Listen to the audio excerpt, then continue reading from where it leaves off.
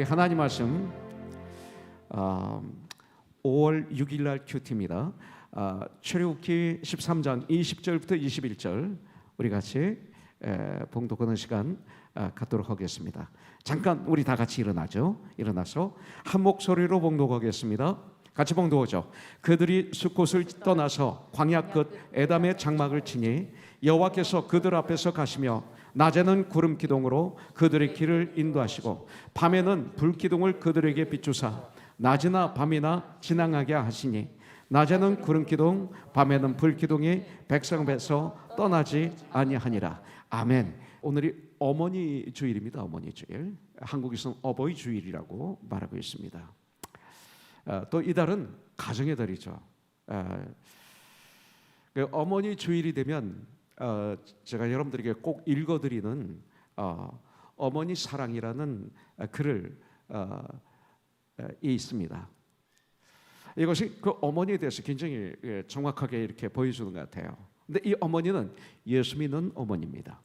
제가 한번 오늘도 읽어드릴게요. 여러분들 어머니를 한번 생각해 보십시오. 10달 임신하고 수고하는 사랑, 그 다음 해산의 고통의 사랑, 해산의 고통의 사랑, 젖 먹이는 사랑, 자리에 재우느라 잠자지 못하는 사랑, 철 따라 옷 입히는 사랑, 더러운 것 씻어주는 사랑, 학교에 보내는 사랑, 아프면 같이 아파하며 기도해주는 사랑, 자나깨나 염려하는 사랑, 떠나면 보고 싶은 사랑, 잘하면 자랑하는 사랑, 못하면 분해하는 사랑, 사람들한 눈물로 가르치는 사랑, 불순하면 채찍을 드는 사랑, 오래 기다려주는 사랑, 오래 참는 사랑, 10번 잘못해도 회개하면 다 잊어버려주는 사랑, 날마다 기도해주는 사랑, 다 죽어도 또 죽고자 하는 사랑, 마지막에는 잘되라 유언하는 사랑. 이것이 바로 어머니입니다. 어머니에 대해서 잘 표현한 것 같아요. 또 어떤 분은 어머니에 대한 아픔이 계신 분들도 계시리라고 믿습니다. 그러나 10달 임신하고 수고하는 사랑은 부정할 수가 없고 해산의 고통의 사랑을 부정할 수가 없습니다. 젖먹였던 사랑도 부정할 수 없습니다. 자리에 재우느라 잠자지 못하는 그 엄마의 사랑, 철 따라 옷을 입힌 사랑 부정할 수 없겠죠. 이런 날을 주셔서 감사합니다. 그래서 오늘 이 시간 어머님을 생각하며 또 나도 어떤 어머니가 돼야 될지, 또 잘못한 게 있으면 회개하고 또 결단하는 그런 시간 됐으면 좋겠습니다. 특별히 5월 달은 어린이날도 포함되어 있죠. 그래서 5월 5일이 어린이날이었는데 저는 이 출애굽기를 큐티하면서 이 가정의 달과 출애굽기가 어떻게 연관이 될까 아주 궁금했어요. 그런데 5월 5일 어린이날에 우리에게 주신 큐티 말씀이 뭔지 아시죠? 특별히 그날 우리 큐티 두라노 서원에서 나온 이 생명의 삶의 이 큐티는 출애굽기 13장이었습니다. 근데 거기에 8절부터 9절에 보니까 너는 그날에 내 아들에게 보여 이르기를 이 예식은 내가 애굽에서 나올 때에 여호와께서 나를 위하여 행하신 일로 말미암음이라 하고 아들에게 가르치라 이거예요. 그리고 이것으로 내 손의 기호와 내 미간의 표를 삼고 여호와의 율법이 내 입에 있게 하라. 이는 여호와께서 강하신 손으로 너를 애굽에서 인도하여 내셨음이니. 그러니까 가르치기 위해서는 부모가 어떤 자세로 살아야 되는지를 여기서 이렇게 말씀하고 있는 거예요. 저는 그날 깜짝 놀랐어요. 어린이날인데 두라노 소원에서 이 날에 맞춰서 짜집기 한 이 큐티 말씀은 아닐 텐데 어떻게 이렇게 우연히 아니죠. 하나님의 인도하심으로 이렇게 우리 자녀들에 대해서 한번 생각하고 그러고 기도할 수 있는 이런 말씀을 주셨는지 참 감사를 드렸습니다. 어린이날 하면 우리가 생각나는 성경 구절이 있죠. 에베소서 6장 4절입니다. 또 아비들아 자녀들을 노엽게 하지 말고 오직 교양과 훈계로 양육하라. 이렇게 말씀하고 있습니다. 내 마음대로 키우지 말라는 거죠. 내 마음대로 키우지 말라는 거죠. 이게 노엽게 하는 거예요. 오직 하나님의 말씀, 교양과 훈계로 훈계가 들어가요. 그냥 놔두는 거 아니에요. 우리 자녀들을 요새는 교육 방법이 그냥 놔두는 거예요. 칭찬하는 거예요. 잘했다고 인크리지하는 거예요. 그런데 여기서 보니까 교양과 훈계로 바로 잡아주는 것, 책망, 인크리지, 그 다음에 칭찬, 이게 다 들어가는 거예요. 예. 이렇게 양육하라고 우리에게 가르쳐주고 있는 것이죠. 우리 자녀들 중에 공부를 잘하는 자녀들이 있으면 열심히 공부를 시켜서 최고의 학부를 보내셔야 됩니다. 그게 은사예요. 그러나 공부는 조금 못하는데 아주 특별한 하나님 주신 재능, 은사가 있는 우리 자녀들이 있어요. 그것을 발견해서 정말 잘 그것이 꽃이 피고 열매가 열릴 수 있도록 양육을 하는 의무가 저와 여러분들에게 있습니다. 내가 원하는 자녀가 아니라 하나님이 원하시는 자녀로 양육하는 것. 그런다면 우리는 자녀를 노역하는 자가 아니죠. 그래서 가장 중요한 것은 주 안에서 양육해야 됩니다. 주 안에서 양육하는 게 뭐예요? 디모데전서 4장 5절에 있는 말씀대로 기도와 말씀으로 양육하는 걸 말하고 있는 거죠. 그래서 우리 자녀들이 먼저 영혼이 건강해야 돼요. 정신이 건강해야 돼요. 그래서 이 건강 가운데 다니엘처럼 하나님 앞에 뜻을 정한 다니엘처럼 또 세상 학문에도 최상의 교육을 받았어요. 다니엘은. 그래서 학문을 잘 배워서 우리 자녀들이 이 세상에서 진정한 빛과 소금의 직분을 감당하는 자들이 될 수 있도록 우리들은 기도하면서 자녀들을 잘 양육해야 될 줄 믿습니다. 이것은 우리의 사명이에요. 그 다음에 에베소서 5장 16절에 보면 세월을 아끼라 때가 악하니라 말씀하면서 17절에 어떻게 하면 세월을 아끼는 것인지 알려줬죠. 예수 그리스도께서 너에게 향하신 뜻이 무엇인지 알라. 이것이 세월을 아끼는 방법이에요. 근데 그 뜻이 뭐예요? 18절에서 보면 술 취하지 말라. 이는 방탕한 것이니 오직 성령의 충만함을 받으라. 근데 성령 충만함을 받으면 이제 나를 찬양하던 사람이 19절부터 쭉 보면 하나님을 찬양하게 되는 거예요. 바뀌는 거죠. 그러면서 이제 제일 먼저 말씀하는 게 아내들아 이렇게 말씀하고 있어요. 5장 22절에 보면 아내들아 남편에게 주 안에서 복종하라 이렇게 말씀하고 있죠. 그리고 5장 25절에 보면 남편들아 아내를 사랑하기를 우리 주 예수 그리스도께서 우리를 사랑하셔서 십자가에서 죽으신 것처럼 그렇게 아내를 사랑하라 이렇게 말씀하고 있어요. 이대로 하면 부부는 이 시대의 브리스길라와 아굴라입니다. 그리고 부부는 천국을 누리게 됩니다. 그런데 참 마귀는 우리를 어떻게 하는 게 아내들을 하면 남편이 자꾸 들어요. 지금 주님께서는 아내와 대화를 하시는데 그러면 우리는 들으면 안 돼요. 왜냐하면 도청하면 이거 범죄입니다. 그죠? 그래서 도청하지 말고 듣지 마세요. 주님께서 내 아내와 말씀하시는구나. 이렇게 하는 거예요. 그럼 아내만 받으면 되는 거예요. 근데 그리고 남편들아 그러면 아내는 들으면 안 돼요. 우리 남편과 주님께서 말씀하시는구나. 도청하면 범죄예요. 그리고 받으면 되는 거예요. 근데 우리들은 이상하게 남편은 아내들아에 관심이 많고 아내들은 남편들아에 관심이 너무 많아요. 그래서 가정에 문제가 생기는 거예요. 문제가 있으면 조금만 문제 있으면 아내들아 이런 말이 있잖아 이렇게 얘기하니까 락이 되고 마음이 다치고 부관계 어려움이 있는 거예요. 또 아내들은 남편들에게 뭐라고 그래? 25절에 이렇게 돼 있잖아. 서로들 이렇게 커스만 하면 문제가 되는 거죠. 우리는 잊어버리세요. 아내들아 주님께서 아내에게 말씀하신 것 잊어버리세요. 그게 뭔지 몰라도 돼요. 우리는 이 가정의 날을 맞이해서 남편들아 우리 형제들은 남편들아 이것만 기억하면 되는 거예요. 그죠? 남편들아 맞아요? 남편들아 아내를 사랑하기를 우리 주님께서 너를 십자가에 달려서 죽으시기까지 사랑한 것처럼 그렇게 사랑하라. 말그 형제님 멋있잖아요. 생일날 자매님 생일날 이 선물을 주는 거예요. 그러면 축복이 되는 거예요. 요새 전 목사지만 과거에 아내들하면 자꾸 생각이 나서 혼났어요. 그래서 참 시험이 많이 들었어요.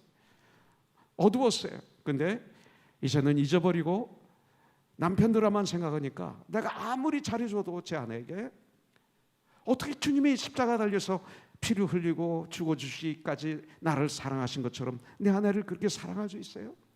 그러니까 결국은 인간이기 때문에 어떤 때는 시험도 들고 싸우기도 하고 목사도 싸워요. 그러고 가끔 다투기도 하고 그러지만 시간이 지나면 내 사랑이 여기까지구나. 그냥 미안해 밖에 할 수 없어요. 이것이 바로 주님 주신 사랑의 방법이에요. 이렇게 한번 해보세요. 오늘 그렇게 해보세요. 그리고 올해 한번 그렇게 해보세요. 놀라운 축복이 여러분들에게 임할 줄 분명히 믿습니다. 하나님 말씀은요, 진짜 이게 멋있어요. 하나님 말씀만이 진리예요. 오늘 저는 어떤 말씀을 받으려고 그러냐면 불기둥, 구름기둥입니다. 출애굽은 이스라엘 역사상 가장 위대한 사건 중에 하나였죠. 그죠?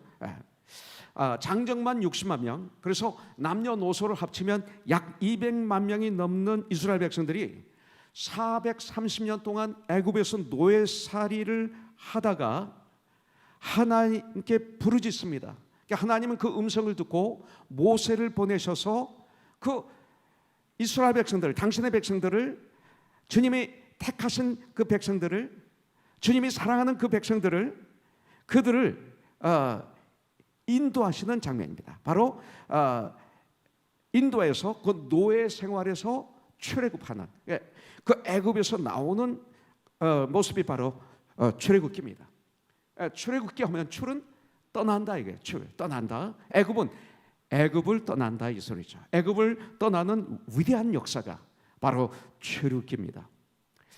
특별히 이스라엘 백성들은 하나님의 택한 백성이에요. chosen people이에요. 그리고 하나님이 그들을 택하실 뿐만 아니라 그들을 너무나 사랑하셨어요. 그래서 얼만큼 사랑하셨는지를 이 말씀을 통해서 알 수가 있어요. 그리고 주님께서 어떻게 인도하셨는가를 출애굽기를 통해서 우리는 배울 수가 있습니다. 창세기 12장에 보면 아브라함을 택하시고 아브라함에게 주시겠다고 약속한 그 가나안 땅, 젖과 꿀이 흐르는 그 가나안 땅, 이제 애굽을 떠나서 젖과 꿀이 흐르는 그 가나안 땅으로 인도하시는 역사가 출애굽기입니다. 특별히 출애굽기 13장 9절에 보면 이 모든 일이 다 하나님의 계획하십니다. 하나님의 인도하심으로 이루어진 것을 볼 수가 있습니다. 여기 보면 여호와께서 강하신 손으로 너를 애굽에서 인도하여 내셨음이니 이렇게 말씀하고 있어요. 그런데 인도하시는 과정에서 얼마만큼 자상하게 신경을 써서 당신의 자녀들을 사랑하시고 그리고 어떻게 인도하셨는지를 오늘 20절, 21절, 22절에서 보여주고 계세요. 그들이 숫곳을 떠나서 광야 곧 에담의 장막을 치니 여호와께서 그들 앞에서 가시며 낮에는 구름 기둥으로 그들의 길을 인도하시고 앞에 가시고 인도하시고 밤에는 불 기둥을 그들에게 비추사 낮이나 밤이나 진행하게 하시니 22절 낮에는 구름 기둥 밤에는 불 기둥이 백성 앞에서 떠나지 아니하니라 이렇게 말씀하고 있어요. 바로 이분이 저와 여러분들의 여호와 하나님 아버지이십니다. 그래서 우리 서정학 형제 기도할 때 이 성령의 감동이 임하니까 기도를 말을 못 하는 거예요. 말을 못 해. 참 말을 할 수가 없어요. 이걸 알면 이 감격은 어떻게 표현할 수가 없어요. 하나님 아버지. 가만히 우리 뒤를 되돌아보십시오. 내가 여기까지 오는 게 내 힘이에요? 다 하나님의 은혜죠. 정말 깨어서 보면 교만하면 나였죠. 나였기에 나니까 술 취한 거 교만. 그런데 겸손해지면 이게 보이는 거죠. 우리들 예수 그리스도를 내 마음 중심에 나의 주인으로 구원자로 영접하고 회개하고 영접하고 그리고 믿음으로 말미암아 죄 용서를 받고 구원받아 하나님의 자녀가 되었으면 이제는 우리 모두 다 영적으로 주님께 속한 자들이 된 거예요. 하나님의 자녀들인 거예요. 하나님의 택하신 백성인 거예요. 베드로전서 2장 9절에 있는 말씀 그대로 택한 백성들이에요. 그리고 이제 우리 모두 영적으로 이제 세상을 떠나 애굽을 떠나 이 소리입니다. 영원한 하나님이 약속한 이 천국을 향해서 heaven bound 천국을 향해서 지금 우리는 영적인 출애굽을 하고 있다는 것을 알아야 돼요. 출애굽을 하면서 광야로 들어가요. 여러분들 이제 출애굽한 우리들은 다시 애굽으로 세상으로 돌아가면 안 돼요. 구원받은 우리들 다시 세상으로 돌아가면 안 돼요. 가나안으로 가는 길에는 이 적과 꿀이 흐르는 이 가나안을 향해서 가는 길, 천국을 향해서 가는 길에는 반드시 시련이 있고 고난이 있고 환난이 있다고 우리에게 가르쳐주고 있어요. 요한복음 16장 33절에 보면 우리 주님께서 너희가 세상에서 환난을 당하나 담대하라 내가 세상을 이겨노라. 환난이 있어요. 그런데 예수님의 이름으로 이기게 해주세요. 이 시련으로 참으로 다양한 형태로 우리 삶의 현장에 이 시련이 나타나는 거죠. 애국과 같은 세상은 세상의 애국과 같아요. 우리가 껴있지 않으면 세상의 노예가 돼서 살아요. 이 세상이 계속 유혹을 해요. 우리를 유혹하는 거로 우리를 시험하고 어떤 사람들은 시기하고 질투함으로 우리를 시험해요. 그리고 어떤 사람들은 가나안에 갔던 10명의 정탐꾼처럼 부정적인 보고를 하면서 교회 안에서 서로들 용기는 주지 않고 항상 두려움을 주려고 하는 경우도 있어요. 그 중에서도 가장 큰 문제가 두려움이죠. 여러분들 이 코로나 이 팬데믹 이 1년 동안 여러분들에게 가장 큰 문제가 뭐였어요? 하나가 두려움이었을 거예요. 두려움이 두루모로 말미암아 그 두려움의 노예가 되어서 잠시 살았던 나의 모습을 혹시 발견했을지 몰라요. 이 두려움인 거예요. 눈으로 보고 귀로 듣고 생각하면서 두려움 속에 내가 걸어 들어가서 앉았던 순간이 있었던 것을 여러분들은 부인할 수 없을 것입니다. 환난 중에 우리 하나님 아버지는 반드시 나와 함께 하신다는 걸 우리는 알아야 돼요. 하나님은 나와 함께 하시는 하나님이에요. 그리고 마태복음 마무리하면서 주님은 저와 여러분들이 약속하셨죠. 볼지어다 내가 세상 끝날까지 너희와 항상 함께 있으리라. 항상 함께 있으리라 말씀하셨죠. 그리고 오늘 본문 말씀이 그 증거입니다. 21절 22절 말씀이 바로 그런 말씀이에요. 하나님은 불기둥과 구름기둥으로 이스라엘 백성들을 인도하십니다. 여기에서 성도의 시련은 뭐예요? 성도의 고난은 우리가 승리할 수 있도록 하기 위한 하나님의 훈련의 장소다. 이렇게 저는 믿습니다. 참 이 고난 저도 싫어요. 참 아파요. 안 당했으면 좋겠어요. 그런데 저희들에게 허락하시는 거예요. 여러분들 정금보다도 더 멋있게 다듬어지게 하시기 위해서, 나의 쓴뿌리를 빼주시기 위해서, 나의 독소를 제거시키기 위해서 하나님은 허락하시는 거예요. 또한 약 3,500년 전 이스라엘 백성들을 애굽에서 인도하셨어요. 그래서 적과 꿀이 흐르는 가나안 땅을 가기 위해서 광야를 거쳐가게 하셨습니다.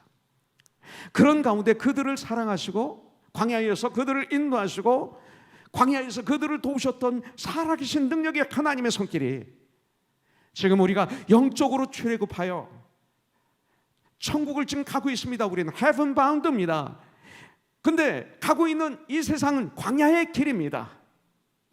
이 광야의 길을 우리가 걸어가는 우리 코너손에게도 분명히 저는 나의 주님이 또 내일 아침 수술을 받는 우리 두수형제에게도 함께 하시는 줄 전 분명히 믿습니다.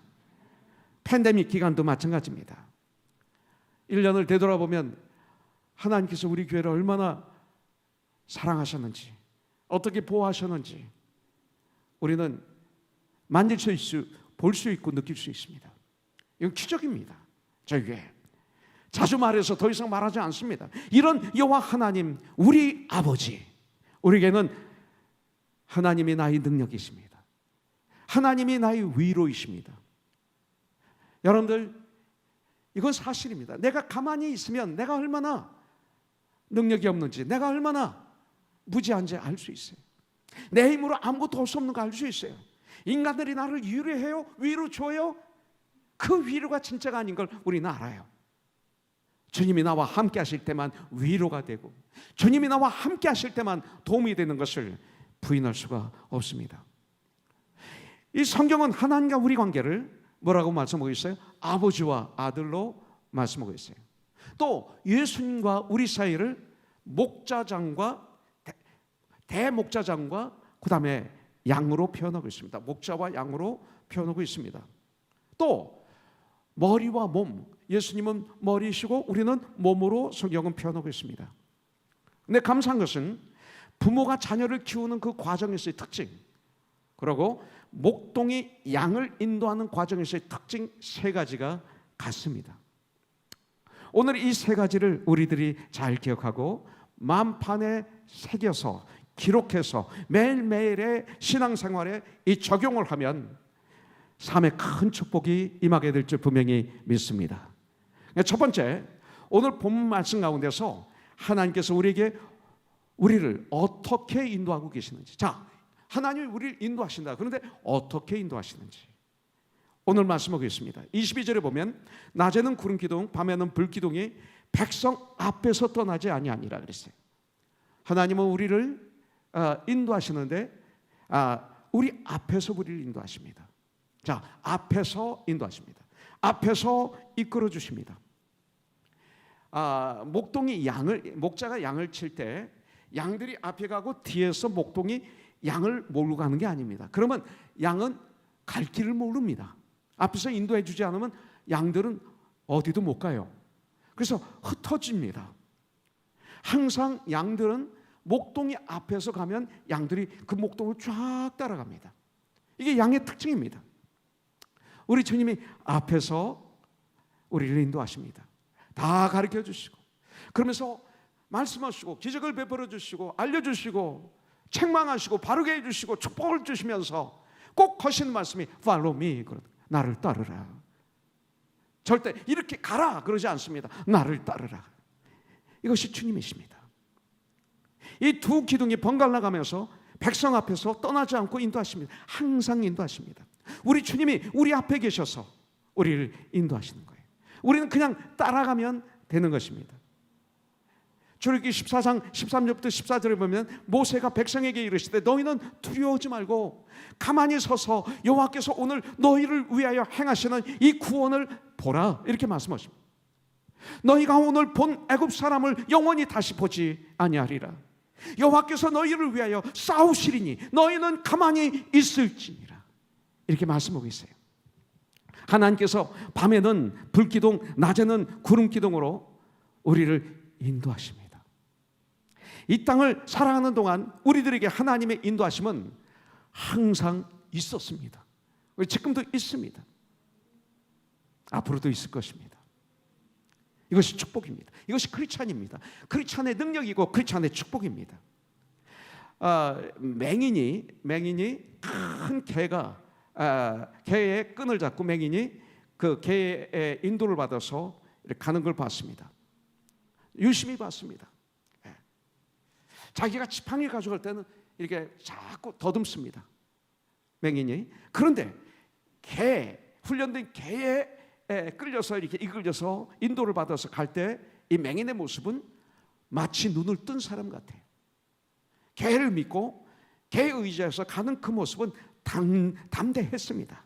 이것을 전 봤습니다. 개의 끈을 꼭 잡고 걸어가는 그 모습, 눈뜬 사람 같았습니다. 조금도 주저없이 개가 인도하는 대로 잘 걸어가는 걸 봤습니다. 우리의 삶 바로 이것입니다. 얼마나 많은 분들이 인생의 장님인 맹인이 누구예요? 내 생각대로 가는 사람, 내 경험에 의해서, 내 지식으로, 내 능력대로 살고 있는 사람들, 그들을 인생의 맹인이라고 합니다.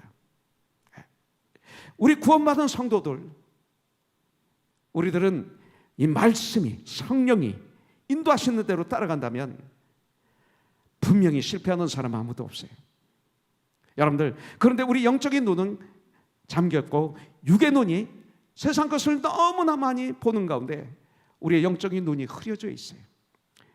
이 시대는 여러분들 스마트폰이 있으면, 아이패드 있으면 내가 가만히 혼자 있어도 전 세계를 다 볼 수 있고 갈 수 있고 만질 수 있는 그런 세대에 우리가 살고 있어요. 깨어있지 않으면 밤을 꼬박꼬박 새면서 이것들의 노예가 될 수 있는 이런 시대에 우리가 살고 있습니다. 여러분들, 우리들의 마음이 세상 거로 꽉 차 있으면 영적인 눈은 감기게 됩니다. 하나님이 보이지 않습니다. 성경을 읽어도 하나님의 그 말씀의 뜻을 깨달을 수가 없고 그 마음을 알 수가 없습니다. 나의 삶은 혼돈입니다. 영적으로 무감각해집니다. 마비가 됩니다. 아무리 하나님 말씀을 읽어도 하나님 말씀 들어도 내 마음에 타치가 되지 않습니다. 여러분들, 그래서 볼 수가 없고 보이지도 않습니다. 느끼지도 못합니다. 그렇기 때문에 영적으로 길을 잃어버리게 되는 거죠. 내가 왜 살아야 되는지, 어디를 향해서 가야 되는지, 내가 무엇을 해야 되는지 모르는 거예요. 여러분들이 이 시대 교회에 가득 차 있습니다. 주님이 말씀하십니다. 마지막 때에 내가 믿는 자를 보겠느냐. 지금 마지막 때입니다. 수많은 사람들이 교회 나갑니다. 교회 나간다고 다 그리스도인은 아니죠. 깨 있어야 됩니다. 내가 느끼지 못하기 때문에 영적으로 길을 잃어버리는 것입니다. 우리는 가끔 수양관을 간다든지 또 어디 신방을 간다든지 여러분들 또 어떤 경기를 보러 간다든지 할 때 차를 2대 3대 같이 갈 때가 있습니다. 그때 제일 앞에 그 길을 아는 사람이 제일 앞에 차를 몰고 가죠. 그리고 뒤에 따라갑니다. 근데 법칙이 있습니다. 앞차를 따라갈 때는 바짝 따라가야 됩니다. 거리를 많이 두면 중간에 자꾸 차가 끼어듭니다. 그래서 놓치게 되는 거죠. 그래서 따라가다가 놓치고 집으로 간 이런 케이스가 저희 교회도 많이 있는 걸 알고 있습니다. 여러분들, 우리가 주님을 따라가되 바짝 따라가야 됩니다. 거리를 두면 우리는 결국은 놓치게 됩니다. 너무 뒤떨어지니까 사탄이 중간에 자꾸 껴드는 거예요. 생각이 껴들고 방법이 껴들고 막 껴드는 거예요. 항상 주님 가장 가까이 있었던 베드로, 여러분들 가야바의 법정까지 따라갔었죠. 그런데 거기서 주님과 멀리 처음으로 떨어집니다. 그래서 가야바의 그 하인들과 같이 저 뜰 밑에 종들이 불지는 그 곳에서 같이 쪼그려 앉아서 그들과 같이 추위를 녹이기 위해서 쪼그려 앉아 불을 쪼이고 있었던 베드로, 결국 그 결과가 예수님을 3번 부인하는 자가 되고 말았습니다. 주님을 멀리 떨어지면, 멀리 떨어져서 걸어가면 아니 가만 못해요. 예수님을 3번 부인해야 돼. 그러나 그래도 따라가야 돼요. 안 가는 것보다 나아요. 여러분들, 처음 찾아가는 길은 사인을 잘 봐야 됩니다. 내 경험을 믿고 가다가 사인을 놓치는 경우가 저는 참 많았습니다. 인생을 살아갈 때도, 신앙생활을 할 때도 하나님께서 우리에게 영적인 로드 사인을 꼭 주십니다. Do not enter, wait, one way, no U-turn, yes, no, 꼭 사인이 옵니다. 말씀을 통해서. 이것을 못 보고 그냥 가면 사고가 나는 거예요. 하나님이 인도하시는 이 말씀, 이것이 이 말씀에서 이미 No U-turn, do not enter, one way야, 다 가르쳐 주십니다. 이 말씀을 보면 앞으로 될 일을 정확하게 다 말씀을 해주시고 그때 그때마다 말씀으로 우리를 인도하십니다. 이게 사인판이에요. 이것을 항상 민감하게 봐야 됩니다. 또 하나가 있어요. 차 뒤를 따라가는 것, 급한 사람들도 아주 많아요. 우리 전용택 집사님에게 전용택 집사님이 어디서 오느냐면 발렌시아에서 오십니다.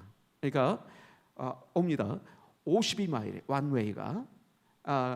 지난번 청지기 모임을 갔는데 왔어요. 그래서 몇 분 걸렸느냐 그랬더니 거진 1시간 걸렸다고 그랬죠. 그러니까 주위에서 뭐냐면 스피드 리밋을 정확하게 지키셨군요. 이렇게 하고 가르르 웃었어요. 잘한 거예요. 절대 이건 나쁜 거 아니에요. 아주 잘했어요. 예. 그래서 저는 저는 스피드 리밋을 좀 잘 못 지켜요. 조금 빨라요. 예.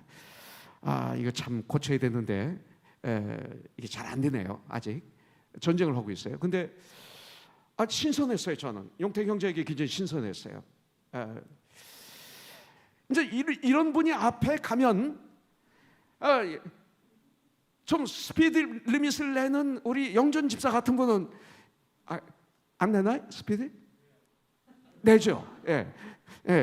이게 답답해서 못 따라가는 거야. 그러니까 가다가 화가 나니까 붕 해서 앞에 가는 거예요. 데모스트레이트 하는 거지. 그러고 난 다음에 이제 너 이렇게 가. 그러고 난 다음에 다시 이렇게 해서 뒤에 왔다 갔다 하면 안 되는 거죠.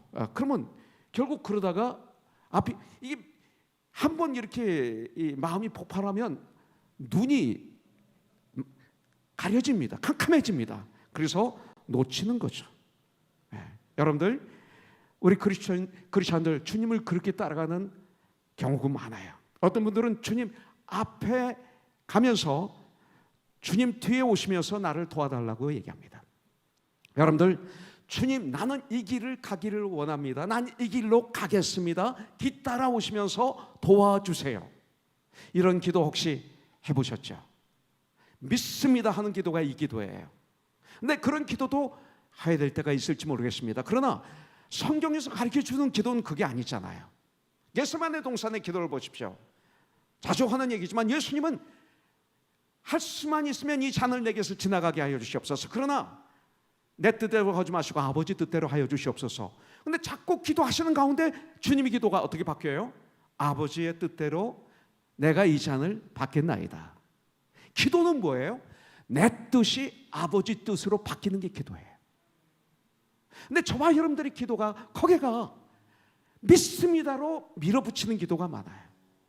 그래서 주님은 이미 그 기도 제목에 대해서 do not enter 해주셨는데 난 믿습니다 하고 자꾸 가는 거예요. 그리고 하나님을 원망하고 그러고 그러는 거죠. 우리 성령님은 우리 영적 삶을 인도하실 때 꼭 필요할 때, 우리가 혼란을 일으킬 만할 때, 시험 받을 만한 장소에 꼭 영적인 사인을 보여주시는 줄 믿습니다. 구름기둥으로 불기둥으로 인도하시는 줄 믿습니다. 히브리서 12장 2절에 보면 믿음의 주여 또 우리를 온전히 하시는 인 예수를 바라보자. 그는 그 앞에 있는 기쁨을 위하여, 그 기쁨이 뭐예요? 십자가를 지시고 구원을 완성함으로 말미암아 우리를 구원받게 하는 것. 이것이 우리 예수님의 기쁨이고 하나님 아버지의 소원 아닙니까? 십자가를 참으사 그 십자가에 못 박히시고 침뱉음을 당하시고 가시에 멸류관 쓰시고 옆구리에 창, 양팔 양발에 못 온 피와 물이 쏟아지고 밑에서 야유하고 그 부끄러움을 개의치 아니시더니 완전히 빨개 벗고 달개셨어요. 부끄러움을 개의치 아니하시더니 침뱉음을 당하셨어요. 부끄러움을 개의치 아니시더니 하나님 보좌 우편에 앉으셨느니라. 하나님이 하셨지만, 예수님이 하셨지만, 여러분들 주님의 우편에 앉으려면 부끄러움을 우리도 개의치 말아야 돼요. 이 기쁨을 위해서 참는 것이 있어야 돼요. 이게 크리스천이에요. 영의 눈을 떠서 말씀이 육신이 되신 곧 말씀이신 주님을 바라봐야 돼요. 이것이 중요합니다. 눈을 다른 데로 돌리면 우리는 그 순간 이미 문제가 생기는 것입니다. 그것만 바라보고 따라가면 분명히 우리는 승리, heaven bound의 마지막 점을 찍게 되는 것입니다. 어떤 분은 너무나 야가워요. 너무나 세상적으로 똑똑해요. 그래서 주님이 가라는 대로 가지 않고 지름길로 가려고 합니다. 이 길로 가면 빨리 갈 수 있다고 생각해서 지름길로 가다가 결국 영적인 어려움을 당하게 되는 경우 저와 여러분들에게 있었죠. 잠언서 3장 5절부터 6절에 보면 너는 마음을 다하여 여호와를 신뢰하고 그리고 내 명철을 내 방법을 내 생각을 내 경험을 내 지식을 의지하지 말라. 너는 범사에 매 순간 우리 주 예수 그리스도의 말씀을 인정하라. 그리하면 우리 주님께서 내 길을 정확하게 올바로 인도해 주시리라. 또 어떤 사람 너무나 게을러요. 이기적이에요.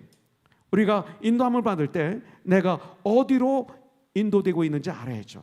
여러분들, 우리 크리스찬들의 삶, 내가 지금 어디를 향해서 가고 있는지 알아야죠. 난 지금 어디에 있는지 알아야죠. 난 지금 어디서부터 왔는지 알아야죠. 그리고 내가 이 땅에서 구원받고 이제 출애굽했어요. 유월절을 통해서 노예 생활이 끝났습니다. 구원받았습니다. 지난주에도 말씀드렸지만 구원받은 거로 다 끝난 거 아니잖아요. 유월절 출애굽을 했으면 이제부터 시작이죠. 구원을 받았으면 이제부터 시작인 거죠. 그것이 바로 광야를 통과하는 삶입니다. 이것을 우리가 알아야 돼요. 구원받은 나 이제부터 출발했는데 나는 무엇을 해야 되는지, 어디를 향해서 가야 되는지 이걸 알아야 됩니다. 그래서 성경은 예수님을 아는 일과 믿는 일에 하나가 되어 온전히 되어 이렇게 말씀하고 있는 거예요. 때로는 우리가 언덕도 넘어야 됩니다. 고난이라는 시련이라는 언덕을, 또 강도 건너야죠. 성경에 보면 사도 바울은 강의 위험 그랬어요. 지금은 바다에 멋있는 다리가 있고 강에도 다리가 있어서 강을 봐도 두려움이 없습니다. 그러나 제가 어렸을 때만 해도 비가 오면 강에 물이 넘쳐서 내 친구가, 나하고 같이 공부하던 클래스메이트가 그 강에 떠밀려가서 죽어가지고 그 자리가 빈자리를 보면서 제가 아파했던 기억이 납니다. 그랬던 시절이에요. 그래서 사도 바울도 강의 위험과 그랬어요. 강을 건너는 이런 위험이 우리에게 있었을 거예요. 험한 계곡도 지나가야 돼요. 사도 바울은 산의 위험과 강도의 위험 이렇게 말을 하고 있습니다. 이런 고생이 있는데 이것을 귀찮게 여기지 말라는 거예요. 저도 귀찮게 여겨지죠. 나도 이런 고난 좀 안 당했으면 좋겠어요. 그것이 귀찮아요. 게을러요. 그것이 힘들어요. 그래서 그 길을 피해서 다른 길로 가려고 하는 거죠. 그 길을 싹 빠지는 거죠. 그런데 꼭 그런 사람이 영적으로 문제를 당하는 것을 저는 압니다. 물론 뱀같이 지혜롭게 그리고 비둘기같이 슬기롭게 살라고 주님은 명령하셨습니다. 그러나 때때로 세상에 대해서 우리가 어리숙해야 될 경우가 있습니다. 이 얘기는 뭐예요? 너무 교만하지 말라 이거예요. 어떤 때는 자신이 너무 똑똑한 척합니다. 내가 누군데 나니까 하지. 이러지 말라 이거예요. 이것이 바로 교만이죠. 너무 똑똑해서 주님보다 앞서가게 됩니다. 그런 분들이. 그래서 똑똑한 분들, 지식이 있는 분들 조심하십시오. 깨어있지 않으면 주님보다 앞서갑니다. 교만의 극치가 됩니다. 교만은 패망의 선봉입니다. 앞에 가요. 주님이 가라고 하시는 길 안 가요. 똑똑해서. 자기가 분명히 알겠는데 이 길이 더 쉬운데, 이 길이 지름길인데 아는 거예요. 인간적으로. 그래서 안 가고 딴 길을 트라이 하다가 우리가 어려움을 당하는데 주님이 꼭 우리에게 보여주시는 이 구름기둥, 이 불기둥을 우리들은 꼭 따라가기로 결단하는 이 시간이 되길 주님의 이름으로 축복합니다. 제가 여호와 집에서 하나, 전 여호와를 좀 잘 사용 안 하는데 제가 초창기에 목회할 때 여호와 집에서 봤던 여호와가 하나 있어요. 이렇게 어리석어라, 이 정도 어리석어라, 이거예요. 이 정도로 주님을 바라보고 살라, 그러면 승리한다, 이런 여호와입니다. 저는 그 시골에서 태어나서 시골에서 자랐어요. 충청남도 예산군 덕산면 복당리 452번지 제 본적 고향. 제가 어렸을 때 전기가 없었어요. 등불을 켜놓고 초롱불, 등불, 촛불도 없었어요. 석유로. 그래서 밤에 공부하고 나면 얼굴이 시커매지는 그런 어렸을 적을 저는 지났습니다. 초등학교 다닐 때 제일 기대하는 게 뭔지 아세요? 6학년이 되어서 수학여행 가는 거. 이것이 꿈이었고 이것을 얼마나 기다렸는지 몰라요. 왜냐하면 시골에서 수학여행은 서울로 가니까 한 번도 가보지 못한 그 서울 가는 거예요. 근데 저는 수학여행을 통해서 서울을 가지 않고 제 삼촌이 서울에서 살기 때문에 저 혼자 서울을 한번 간 적이 있습니다. 근데 시골에서는 말이에요, 서울 하면 거는 눈 똑바로 뜨고 있어야 돼. 눈 감으면 코백해야 이 유행이었어요. 그리고 정신 차려, 그렇지 않으면 팔려가. 이런 말이 있어가지고 서울하면 굉장히 동경하면서 무서웠습니다. 그래서 서울에 가는데 우리 삼촌이 종로 3가 파고다공원 옆에 그 빌딩에서 사셨는데 거기 가서 첫 밤을 잤는데 꼬박 세웠어요. 막 계속 밤새도 와와와 하는 기계 소리가 들리는 거예요. 그리고 뭐 한 12시 전까지는 비비바바 비바바바 하면서 또 밤이 되니까 사이렌이 왜 하는데 내가 생전 들어보지 않았던 소리들이에요. 왜냐하면 전 시골에서 우리 집은 바람 소리, 이거예요. 바람 소리, 그 다음에 대나무가 있어서 대나무 부딪히는 소리, 부디. 그 다음에 낮에는 새 소리, 또 개 짖는 소리, 또 물이 이렇게 개울물에 물이 졸졸졸 내려가는 그 소리, 또 우리 집 앞에 큰 시냇물이 있었는데 시냇가가 있었는데 시냇물이 그냥 콜콜콜 내려가는 그 소리, 이런 소리만 듣다가 이거 이런 소리 듣고 왱왱왱 이런 소리 들으니까 무서워가지고 밤을 꼬박 새웠어요. 참 힘들었어요. 근데 이 예화가 뭐가 나오냐면 시골의 초등학교 학생들이 서울로 수행여행을 가면 꼭 선생이 하는 말이 있다고 그럽니다. 길을 잃어버리면 큰일 난다. 그러니까 앞에 있는 선생님이 들고 있는 깃발만 꼭 보고 따라가라. 이렇게 얘기를 했대요. 근데 수학여행을 끝나고 집에 왔는데 엄마가 그 아들에게 물어보는 거예요. 야, 너 남대문 가서 뭐 봤니? 그때 깃발 봤어요. 너 동대문 시장 가서 뭐 봤니? 깃발 봤어요. 수학여행 가서 이 선생님 말을 듣고 깃발만 눈이 빠지게 쳐다보다가 온 거예요. 그래서 다른 걸 아무것도 안 보고 온 거예요. 이것은 문제죠. 우리 크리스찬들은 깃발만 보면 안 돼요. 예수님만 바라보면 안 돼요. 주를 바라보라는 뜻은 그게 아니에요. 모든 문제를 말씀으로 비춰 분별하라 이 소리예요. 나에게 일어나는 모든 삶을, 상황을, 문제를, 언어를, 생각을, 내 결정을 하나님 말씀에 비추어서 분별하고 결정하라. 이것이 믿음의 주여 나를 온전히 하시는 예수를 바라보라, 바로 이 소리죠. 여러분들 깃발만 바라보면 큰일 납니다. 또 야근 학생들은 여기저기 살짝 규율을 어겨가면서 돌아다니다가 길을 잃어버려서 자기도 고생하고 선생도 고생하고 학생도 고생하게 하는 이런 학생들은 꼭 있었습니다. 우리 주님이 하라면 하고 하지 말라면 안 하고 그냥 영의 눈을 떠서 구름기둥 불기둥만 보며, 이것이 그런 뜻입니다. 말씀을 통해서 분별하며 광야를, 이 세상을 우리가 걸어간다면 우리들 그것이 어리석게 보이지만, 세상 사람들이 볼 때 어리석게 보이지만 사실 지혜로운 승리로 우리의 인생을 마무리하게 될 줄 분명히 믿습니다. 첫째는 우리 앞에서 우리를 인도하시는 하나님이에요. 이걸 우리가 알아야 되고, 두 번째는 14장 19절부터 20절에 보면 이스라엘 진 앞에 가던 하나님의 사자가 그들의 뒤로 옮겨가매. 자, 앞서가던 하나님의 사자가 기억하세요. 그 다음에 그들이 뒤로 옮겨갔다. 뒤로 옮겨가매 구름 기둥도 앞에서 그 뒤로 옮겨 애굽진과 이스라엘진 사이에 이르러 서니 저쪽에는 구름과 흑암이 있고 이쪽에는 밤이 밝음으로 밤새도록 저쪽이 이쪽에 가까이 못하였더라. 자, 이걸 한마디로 얘기하면 지금 앞에 인도하지 않으면 우리가 어디로 갈지 몰라요. 갈 바를 몰라요. 한 치 앞도 몰라요. 우리는 깨있지 않으면. 그래서 우리를 인도하시는 하나님의 말씀을 따라가야 되고, 그 다음에 뒤에 지금 어떤 일이 일어나고 있어요? 애국 군대가 지금 막 쳐들어오는 거예요. 자, 이스라엘 백성들이 적과 꿀이 흐르는 가나안 땅을 향해서 열심히 가고 있습니다. 그때 바로가 후회하는 거죠. 왜냐하면 이스라엘 백성들은 바로에게는 재산이에요. 재산, 노예죠. 일을 시켰어요. 너무 좋았어요. 그들이 있었기 때문에 편했어요. 농사를 잘 졌어요. 목축을 잘했어요. 그런데 그들이 다 떠나고 나니까 이게 문제가 생긴 거예요.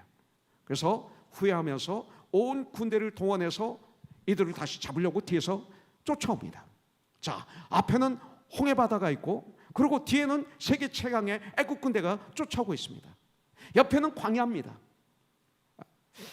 이런 상태에 지금 빠져 있는 거예요. 그런데 하나님이 어떻게 하세요? 우리 앞에 계시던 인도하시던 하나님의 사자가 뒤로 갑니다. 그래서 애국 군대와 이스라엘 백성들 사이에 서게 되죠. 그러니까 구름 기둥이, 불 기둥이 뒤로 가는 거예요. 그래서 그 사이에 서는 거예요. 그래서 어떻게 합니까? 우리 뒤에서 우리를 보호하시는 하나님이 되시는 거죠. 우리를 보호하세요. 앞에서 인도하시고 뒤에서 우리를 보호하시는 하나님이신 걸 우리는 알아야 돼요. 14장 3절에 보니까 바로가 이스라엘 자손에 대하여 말하기를 그들이 그 땅에서 멀리 떠나 광야에 갇힌 바들이라 그랬어요. 지금 현재 에담 그 골짜기에 있었는데 거기가 어떤 곳이에요? 앞에는 홍해고 뒤에는 바로 군대가 있어서 완전히 갇혀 있는 상태예요. 그러니까 보니까 꼼짝 못하는 상태, 앞뒤가 꽉 막혔어요. 지금 인간으로 할 수 있는 게 아무것도 없어요. 광야에 갇힌 거예요. 이런 상태에서 그때 하나님이 19절에 보니까 앞에서 가던 하나님이 사자가 뒤로 갔다 그랬어요. 구름 기둥이 뒤로 갔다 했어요. 이스라엘과 애국군 사이에 기둥을 만들었어요. 그래서 밤새도록 한 사람도 이스라엘을 치지 못하도록 막아주신 거예요. 이것이 나의 하나님이에요. 정말 하나님을 믿는다면 우리의 이민 생활을, 우리의 길을, 우리 신앙생활을 하나님께서 이렇게 보호하시고 인도하시고 막아주시는 하나님. 마지막으로 시편에서 한 절을 가져오겠습니다. 시편 16편 8절에 보면 내가 여호와를 항상 내 앞에 모시며 그가 나의 오른쪽에 계심으로 내가 흔들리지 아니하리로다 그랬어요. 우리 성경을 보면 구름과 불은 뭐를 상징해요? 하나님의 임재하심을 상징합니다. 하나님의 임재하심. 그러나 오른쪽이라고 하는 것은 성경은 하나님의 능력을 상징합니다. 그렇기 때문에 우리 주님은 우리의 신앙생활, 우리의 영적인 이 출애굽하는 우리들 앞에 가시면서 인도자로 이끌어 주시고 또 뒤에 계시면서 보호자로 이끌어 주시는 거예요. 보호하시는 거예요. 앞에 계시면서 필요한 것을 공급해 주시고 그 다음에 옆에 계시면서 앞에서 우리를 인도하시고 참 옆에 계시면서 능력자이신 우리 주님께서 우리의 필요한 것을 공급해 주신다. Provide. 우리 신앙생활을 인도하신다. 이렇게 성경은 우리에게 말씀하고 있어요. 우리 주님은 앞에서 그리고 뒤에서 그리고 옆에 계신다. 계신다. God with us. 그러면서 주님은 염려 말라. 가만히 있어.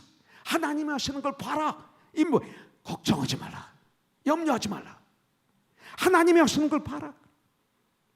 오늘 우리에게 주신 큐티 말씀 15장 9절에 보니까 주의 오른손이 원수를 부수시고 그랬어요. 내가 하나요? 주님의 오른손이 원수를 부수시고 12절에 보면 주님의 오른손을 드신 쪽 땅이 그들을 삼켰다 그랬어요.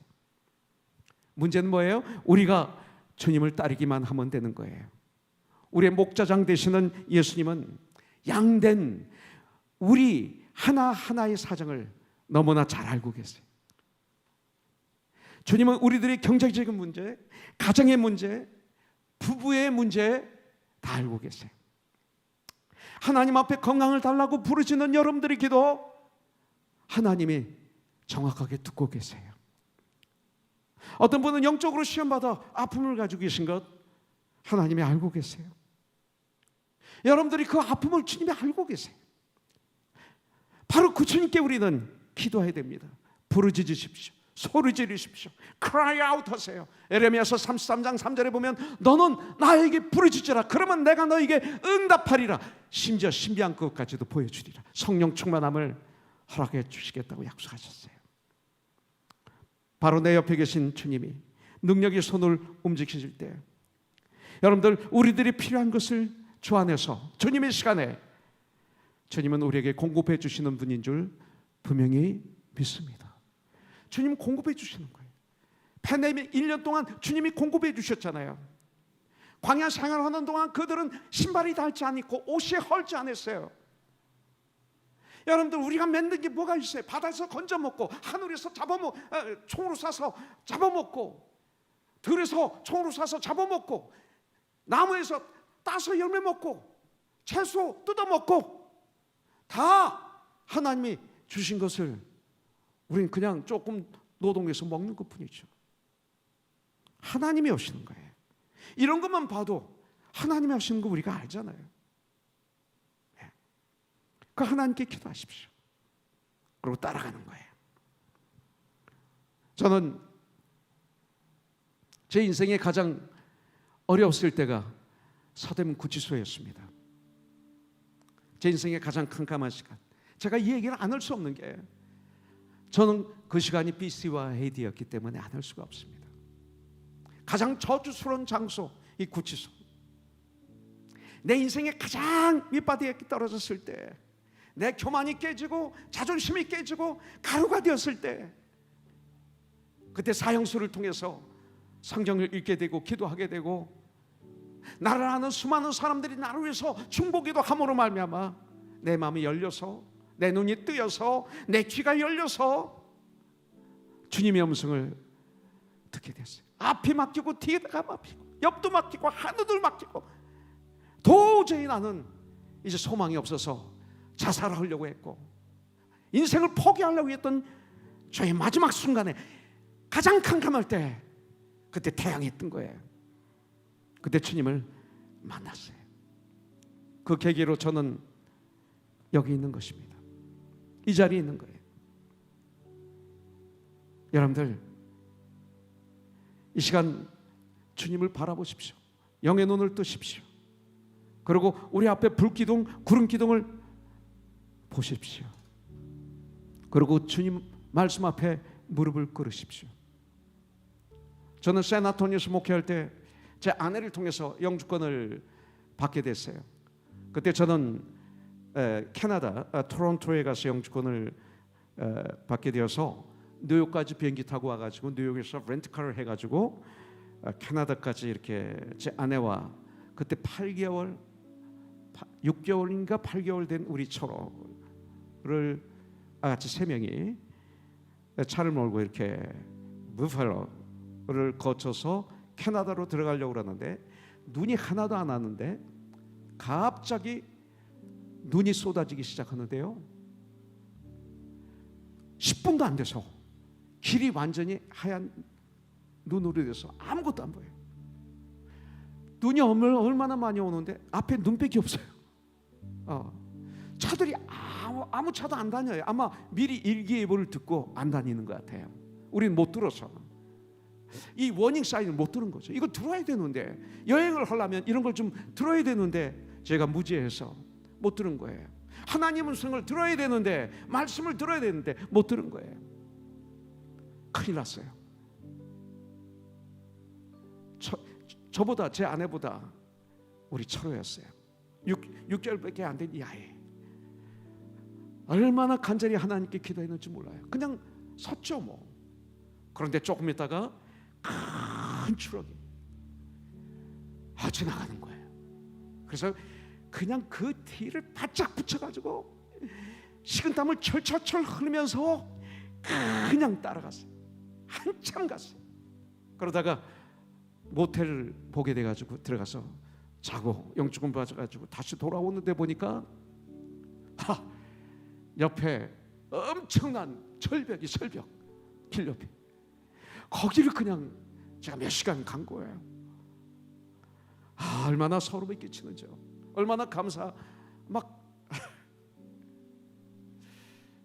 인생은 절벽이에요.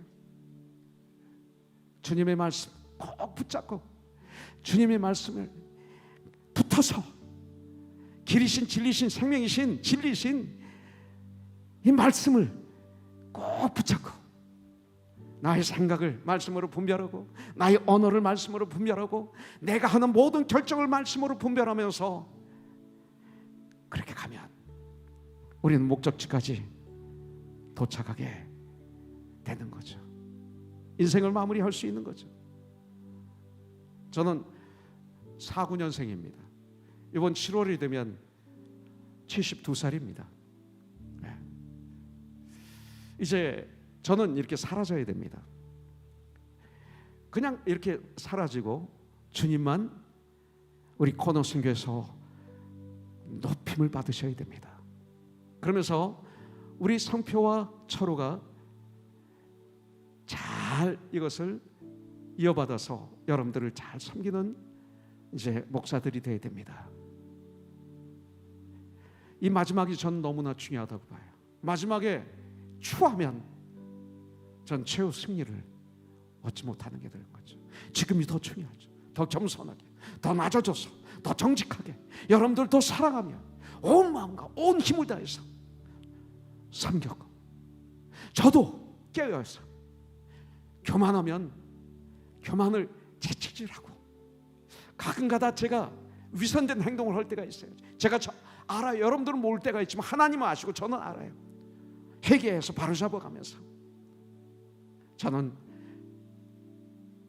heaven bound, 천국까지, 목적지까지 걸어가길 소원합니다. 지금부터가 더 중요해요. 최후의 승리를 얻을 것입니다. 큰 승리는 뭐예요? 내가 없어지는 거예요. 주님만 드러나는 거예요. 그러면 저희 사역은 승리한 거예요. 그러면 나는 없어진 게 아니라 주님 앞에 섰을 때 면류관을 받아 쓰고 상급을 받게 될 줄 분명히 믿습니다.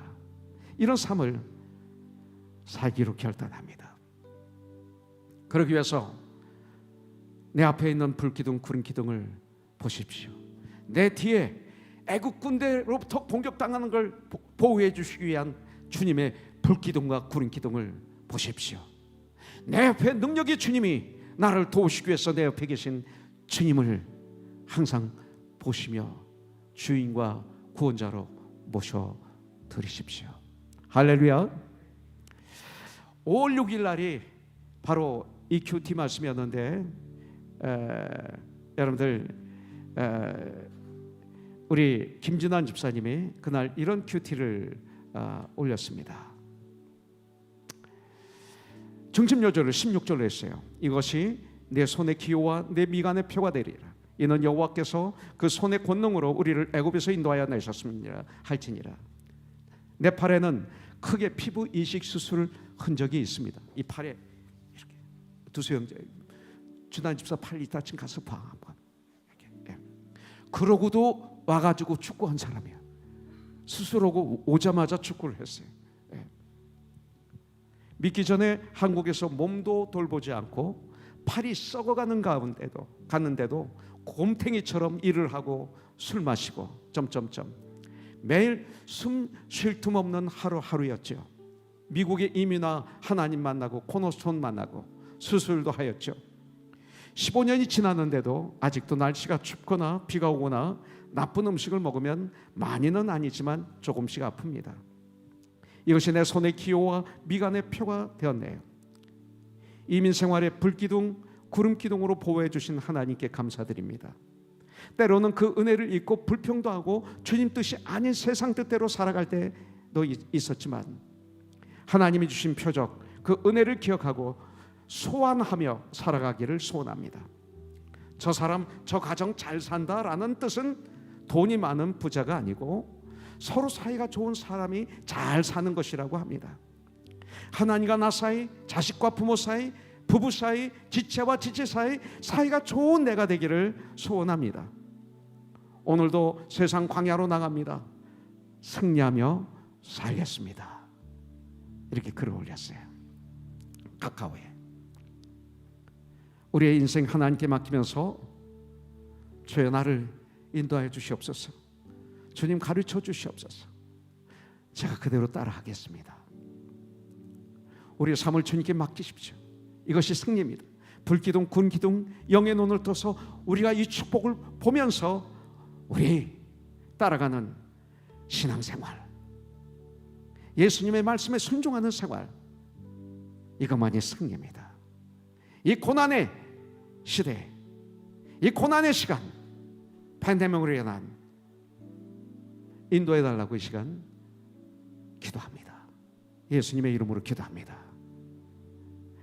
이제는 우리 주 예수 그리스도의 무한하신 은혜와 하나님 아버지의 극진하신 사랑과 성령님의 감동, 감화, 역사하심이 이렇게 신령과 진정으로 예배를 드리고 작은 예수가 되어서 빛과 소금의 직분을 세상에 감당하기 위해 세상에 나가는 하나님의 사람들 위해, 저 가정 위해, 부부 위해, 자녀 위해, 부모님 위해 낮에는 구름기둥, 밤에는 불기둥으로 앞에서 인도하시고 뒤에서 보호하시고 옆에서 능력의 주님께서 공급해 주시는 축복의 삶을 살며 그 축복을 나눠주는 이 한 주가 되게 하여 주셨기를 예수 그리스도의 이름으로 간절히 기도드리옵나이다. 아멘.